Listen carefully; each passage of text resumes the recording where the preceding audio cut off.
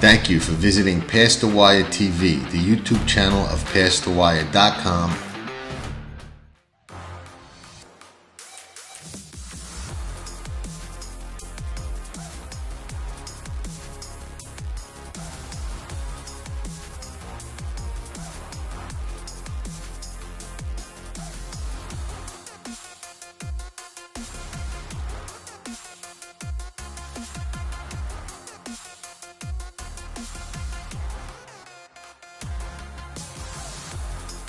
Buongiorno everybody, Saratoga Today with Past the Wire.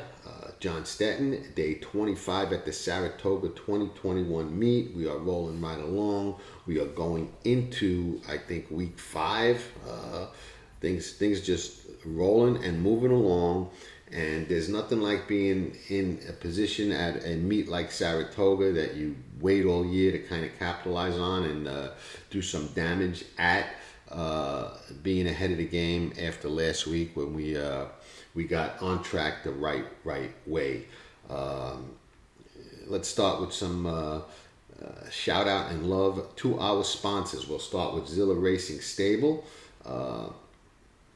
They are a exciting partnership, opportunities, like I say, at every level of the game. And the sales just last week, they hit 488 and Always Dreaming, hit 526, a Union Jackson. Claiming stakes, pin hooking sales. There's something there for everybody. If you're interested in either one of those two horses, reach out at zillastables.com. And Wager, very, very innovative ADW. I say this for all the shows. You see the commercial. We're going to do a show on one of the tools they have that I love. I was going to do it today, using the 9th race as an example, but it's raining in Saratoga. Rained all night, more rain today. Some of the races are off the grass. They're holding 2 on. The 9th is still on tentatively, with the main track onlys being held, but with more rain in the forecast, we don't know what's going to happen. So we'll do that show on that tool when we know what we're dealing with. Very tough when you're, early in the morning talking about races in the afternoon and the weather's bad. It's tough when the weather's good. When the weather's bad, it's really tough. And just to be clear, I don't like these kind of days at Saratoga. Not so much when I'm there and when we're dealing the cards we're dealt, when we're playing the cards we're dealt as the day unfolds. But what I don't like is talking about these races and trying to have a sound opinion early in the morning when we don't know who's scratched, who's running, and even what surface they're going on, or how bad the rain is or is not going to be. That to me is like picking a race 3 months in advance before they draw post positions and you got no idea what you're dealing with. That's just silly. You don't get paid any extra for that stuff, and I try not to do it. So I like to know what we're doing with and be able to at least speak with a solid opinion, and you can't do that without knowing all the intangibles and contingencies that you'll be dealing with.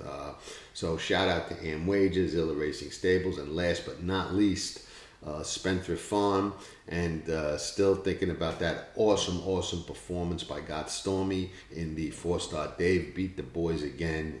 She did it in 2019. She came back now and did it again in 2021. That's just really awesome. There are some things to talk about today. Couple of different spots, couple of different horses, couple of different things, but one of them ties directly into tracking trips, which is on PastTheWire.com, and really a trip note service that I think is it's mine, so obviously I'm a little partial and biased to it, but I think it's great for any level of the game player. And I'll use this race as an example, and this horse. We're still on our Peter Walder watch, man. My man's had some rough luck. He's 0 for 11 with 2 seconds and a third. The horse I'm going to talk about now is one of the second place finishes. But trip notes, watching replays, taking notes. If you look at the notes in the past performances on Create Again, the 6 horse in the second race, it says 2-path turn, asked, quarter, bid 3/16. Doesn't sound that bad. I think it was a lot worse than that. And I'll read my notes that are on tracking trips, which are a little different. Okay, July 29th, 2021, Saratoga, race 7, blah, blah, blah. Ran as a main track only and off the turf race and was boxed in much of the way, appeared to be uncomfortable. Speed track, it was very hard to make up ground. 10 fig, 6 negative. That's my own figure, and 6 negative is a pretty significant trouble line. It impacted the horse's performance significantly if it's a 6 negative 10 fig. So those notes are a little different than what you see in the past performances, and in my opinion, a little bit more valuable in the past performance. This is something that you can certainly upgrade this horse based on those notes. Now, I'm not saying the horse is going to win or not. I like the horse and I think the horse is live. But that said, the notes that you get from tracking trips or your own, if you're watching races and taking notes, which I suggest to everybody that plays this game seriously does, because there's no opinion better than yours. I'm just a second set of trained eyes. I'm not here to steer or tell anybody anything. And tracking trips is the same way. It's another set of trained, experienced eyes, and 4 eyes are better than 2. Be realistic, especially if the other set is a experienced, trained set. So tracking trips, in my opinion, is invaluable. But this horse, off those notes, has a shot. And one of the things that I really like is, 2 things. One, talks about how the track was speed friendly that day, which hindered this guy a little bit. And 2, you don't see that in the past performances. 2, horse was uncomfortable. Now that's something that it takes a long time to see. When a horse running, be it on the inside, behind horses, taking kickback and dirt in the face, or even on the turf where between horses, a horse that wants cover, that doesn't have anything that makes a horse uncomfortable. And if you watch races and horses enough to really get in tune with them, you'll see horses that appear uncomfortable as opposed to horses that are comfortable. Sometimes you can watch the ears. It's a little bit of a hint when they're pinned or when they're pricked and stuff like that. But it's just something that over time you get to recognize. I like a horse coming back off a race where they were uncomfortable if I think they're going to get a comfortable trip, and odds are maybe they will. So that's another upgrade, and something that you really won't see or won't hear a lot of people talk about, how a horse was feeling and responding to how the race was being run. But it's an important intangible in my humble opinion. Had today not rained out, with the pick 6 carryover, I was going to go in. Obviously, we got a little bit of confidence going now. But I was going to go in, and my single was going to be in the 6th race, number 7, Crowding Out. Chad Brown's second time started it. I think ran on May 1st, a good race, and now had a couple of months off. Has been working at Monmouth. I'm not thrilled about that, as opposed to being up there at Saratoga with him. But not enough to sway me off, and that was going to be my single. Now, with the way the track is and the day is playing out, I don't even know if the horse is going to run. And another horse I think that some of you might want to make a note on, that I was going to talk about, and I'll still mention, is Vagaries in the 5th race, who I thought was an absolute must-use even from that outside post. Reason being, in my notes, I have this horse working with and better than McCulloch. McCulloch is the maiden special weight winner last week for Chad Brown that everybody was raving about, and looks like a really nice horse and a runner for sure. And this horse worked better than that one, in my opinion, watching with my eyes. So this is a Luke de Vega filly, at a star approval, a Hawkwing mare, all Ireland, all turf, good family, just really good turf family. So probably not going to run here, but definitely something that I would make a little note on, maybe put in my stable mail or something like that, in case, you know, she doesn't run back during the meet, or we don't talk about her that day, or get sidetracked with something else. But Vagaries is one that's working a little better, and working with, and a little better than McCulloch. So I think that's something worth noting. The eighth race, the ninth race is still on the grass. There's you know, main track only horses that are still being held in case it stays, in case it comes off. I think it's very likely it does, because there's more rain in the forecast, and it rained considerably last night. Like I said, some races are already off the grass. So that race is probably going to come off. If it does, I'm pretty sure that there'll be some scratches, and I'm pretty sure I'm going to only use 2 horses in there. Obviously, I think the 11, the main track only, Averly Jane, Wesley Ward's horse with Tyler Gaffleone, this is probably his first call over Tom Amos's horse on the rail. So if she gets in as a main track only, I'm assuming Tyler's going to ride her. I think she's obviously going to be really, really tough in there. She won her debut at Keeneland with Joel Rosario. Tyler rode her back in the Kentucky Juvenile at Churchill Downs in the slop. First out win was over a good track, then over a slop. She beats the boys in the Kentucky Juvenile pretty easily, wrapped up at the wire, kind of just jogged, had a couple more months to grow up a little bit more. So I think she's going to be really, really tough to beat if she gets to go at a short price. She's by Midshipman, who was by Unbridled Song, out of a Rick the Scale mare. Rick the Scale was a very fast sprinter, if you remember. I remember years back, and Rick the Scale was a pretty fast horse. So this horse has got speed all over the place, and relaxes, doesn't need the lead to win. But there's another horse in there that I would use, believe it or not, and I was going to use this horse on the turf or on the dirt, and that's the 6, Stand Up Comic, Robert Reed's horse. Robert Reed is very sharp when he ships anywhere. Okay, used to buy horses for Bobby Frankel back in the day. Very, very, very sharp guy.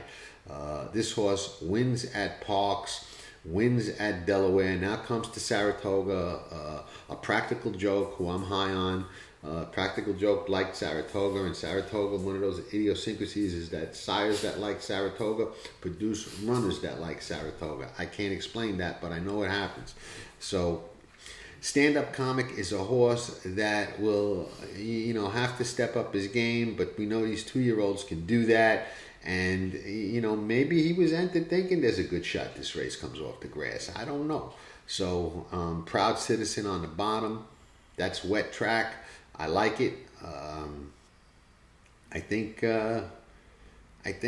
you know, that prevents me from standing with Averly Jane, who was probably going to be a very tough to beat, short priced favorite. Last thing, we'll close out today. Kind of a brief show.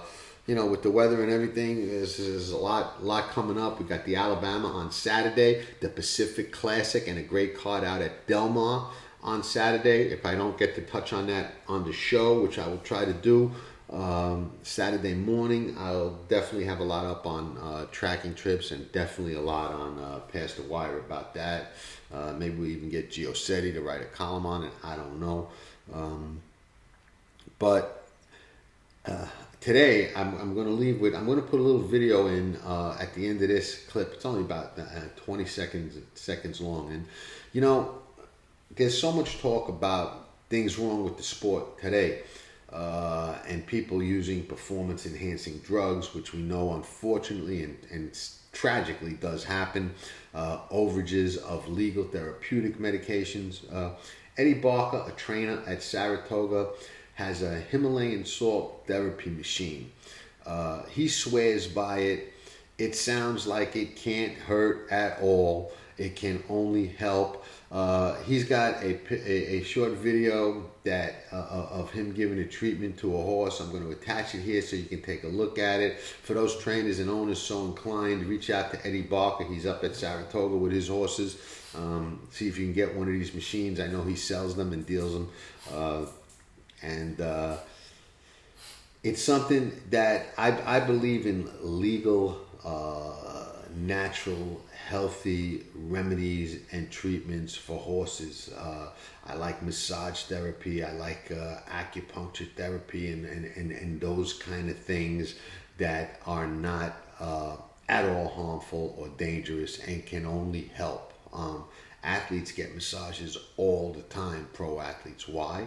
Because they're great for you. I get them myself. They're phenomenal. They do the body really, really good. No different with an equine athlete, you know. So all those kind of things I like. So that's why I'm going to put Eddie's video on here and let you check it out. Like I said, it's maybe 10 or 15 seconds long. We'll be back tomorrow with more.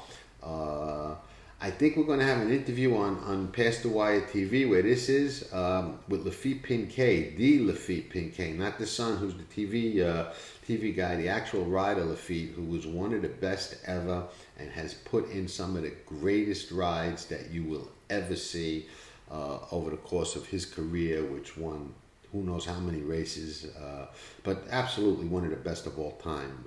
Legendary rider. Looking forward to that if it happens, and I think there's a good chance that it will. So you can check that out on PastTheWire.com or Past the Wire TV. If you haven't checked out Tracking Trips, you might want to do so. If not, no harm, no foul. Thank you everybody for the support. Thank you for tuning in to Past the Wire TV. Check us out again tomorrow. Maybe it'll be a better wagering day, or maybe we'll have other little tidbits to share. So ciao for now, and we will reconvene in the AM. Cloud computing outside. Classic Empire head to head down to the line. Cloud computing wins the Preakness.